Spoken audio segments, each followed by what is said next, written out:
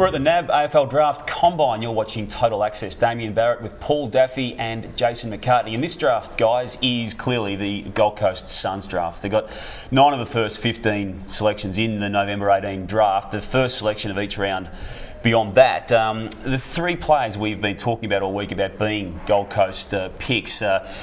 David Swallow, not here. Harley Bennell, not competing here at the Combine. And Sam Day, who made a brief visit today for the first time this week.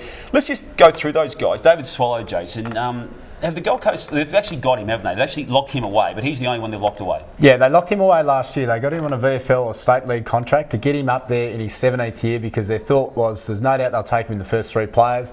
Very smart move, because what's it allowed him to do is have 1 pre-season, settle in the club. This year leading the AFL second pre-season.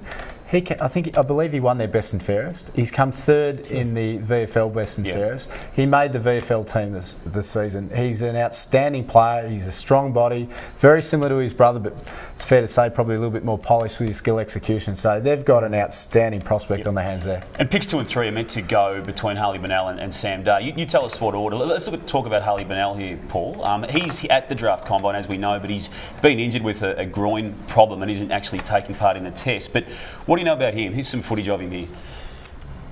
He's a silky midfielder who runs with the ball, carries it, kicks long, great kick to position.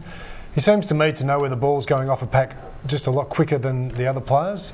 So he's a great reader of the play. He's got it all covered as a midfielder, although he's not a very bulky top. He's very lean, but that's no one catches him, so it doesn't matter. Yeah, look, he's got great evasive skills, and look, he's had some groin trouble all year, only minor, and there's no doubt. Look, West Coast would pick 4. They would have been wishing he would slip through there, being a Western Australian boy, and the big fast tracks are going to suit him. And he kicked 6 goals in the game against WAVSA, first game of the year, and they only kicked 8 for the game in the wet over at Amy Stadium. The other one, Sam Day, rolled up today, I think, to do some media commitments at the Combine, but he's not competing this week, Jason, because of footy commitments in South Australia. SANFL Grand Final on Sunday, and he pushed up after the Under-18 Championships out of Under-18 footy to play some reserve grade football, so he's qualified. He'll play for Sturt Reserves in the Grand Final.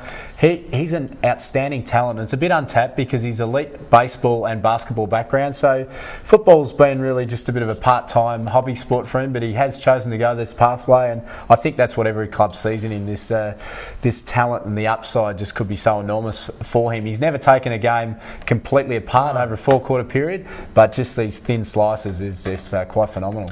Gary Ablett's signing yesterday with the Gold Coast Suns takes to 6, as we now know, the players who have signed with the new franchise. Campbell Brown before him, Michael Rischitelli, Jared Harbrow, Nathan Bock and Nathan Cracker.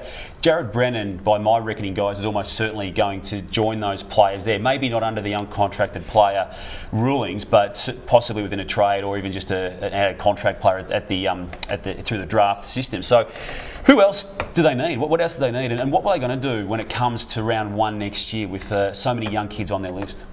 Well, I think the other thing that must make mention of is that ability to sign players or trade players who have actually been listed before at another club or have nominated, been overlooked for the draft. So an Andrew Cracker, who's had an outstanding year over in the West, they could either take him or they could try and do a trade with West Coast or Fremantle. So maybe they've got Bock as a key defender, maybe another tall defender. I know the lad Code they picked up last year as a rookie from SA has played that role. So look, they've done well. They've been very strategic. Scotty Clayton's one of the best going around. They didn't miss their mark, what they're after, and they have got some great 17-year-olds we know of from last year and what they'll pick up in this draft. So they'll be competitive, but it's for 3 years, 4 years' time is what really counts. Sustained success.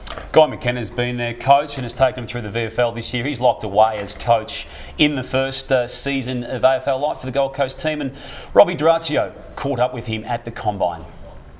Yeah, good. You know, we probably interviewed 6 or 7 boys. I mean, it's a good opportunity. We've got some young coaches coming in, so it's actually more of a meeting place. So able to meet some kids, and then we've been through a review at the footy club, and then what we can do better next year. And so, yeah, with Dean Solomon and Shane O'Brien joining us, of course, good opportunity for us to talk about, you know, heading into the AFL year, and then obviously for them to be a part of interviewing these boys as well. Now, you've obviously got a great selection of choices, 9 out of the top 16, I believe. So what are you looking for come draft day? Well, yeah, I mean, I know this will sound like a broken record, but it's the balls were up juggling. I mean, we probably know what we've got with the footy club now. We've got the 32, I think, boys signed with obviously, Carmichael and Lewis Moss has just been put on our list as well. So I think 32 or 33. I mean, on top of that, then there's still the uncontracted names that are still floating around. So we've got to balance, obviously with Riscatelli and Bock and Cracker and Harbrow and players of that ilk have joined the footy club. So we've got to balance that up, and then obviously then Scotty sits down and says, right, here's the talent in the draft, so tall, smalls, forwards, backs, all that sort of stuff. So it's a constant juggling, act, I suppose, between those three areas. But, and again, with the fact we've got 9 of the first 15, I think talent is going to rule the roost in most cases. So, yeah, we'll try and pick the best talent available. And, as I said, but there's got to be a fit to the footy club as well. And, and as I said, then you start, maybe in the later rounds, start looking at picks that are actually for rucks or key defenders and things like that, but ultimately it's just all about the talent. Now, Burnell is an exciting prospect to the football club, probably will go in the top 3. Your thoughts about a player like of his ilk? Yeah, well, I mean, I think he said it himself. He marries or wants to mirror, Daniel Wells. They're from the same region, so it's a fairly easy follow. And certainly from tapes I've seen of Harley, yeah, he plays a lot like at a junior level, of course, a lot like Daniel. So yeah, mate, we'd be very happy if he, one, we pick him, and two, that he ends up playing like Daniel Wells. So, but yeah, he's an exciting talent. And look, I think everyone, has their thoughts on what's a good recruit. But he's clean, he's quick, makes really good decisions, and so he ticks all those boxes. And this week allows us to get to actually meet the players in a bit more of a formal, in some case informal area, and we can prize out from past interviews and things like that, and dig a bit deeper in some cases in certain areas. So it's a great opportunity to do that. And Scotty, one of the best in the business, always has been, does sometimes get one from left field where he might pluck one out that no one was really ready for. Does he let you know about anything like that, or will it just be best player available per pick, so to say? Well, he'd want to. I don't like surprises. So, I know. Look, as I said, with this constant communication there, and again, that's what this week's for and it's designed for. So, if there are going to be some blokes he's going to pull out of a hat, let's get in front of him and let's talk to him, and let's make sure that if it is that, it's a logical and sensible decision. And with your picks, you have got a lot of them. Will you look to trade for any more mature bodies? A Cracker, for example, who just won the Sandover medal, or still go for the youth policy? Yeah, look, at the time we'll discuss that. As I said, this week's more about just getting to meet the kids, and so going forward with that, how our list shapes up and how it looks after this week, and the kids' potential we're going to draft, and there's still the unknown of, obviously, once we pick our 1, 2 and 3, then what's next and what's available. So we'll cross that bridge when we have to. And you are going back to pre-season October 18. It's going to be nice and hot. Must be looking forward to going in your first year as coach in the AFL. Yeah, it's something really hasn't sort of dawned on me.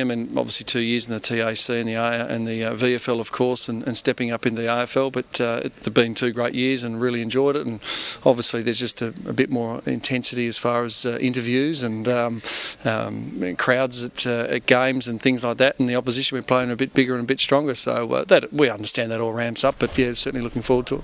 Well, from the guys at the AFL, good luck next year and good luck with the draft, and good luck for the future. Looking forward to it.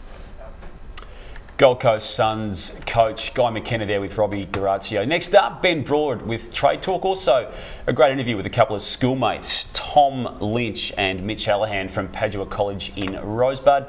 This is Total Access at the NAB AFL Draft Combine. Keep up to date with all your draft news on afl.com.au. Also, the Footy Channel on Big Pond TV was where you can see this, 5:30 and again at 9 p.m. This is Total Access from the AIS in Canberra.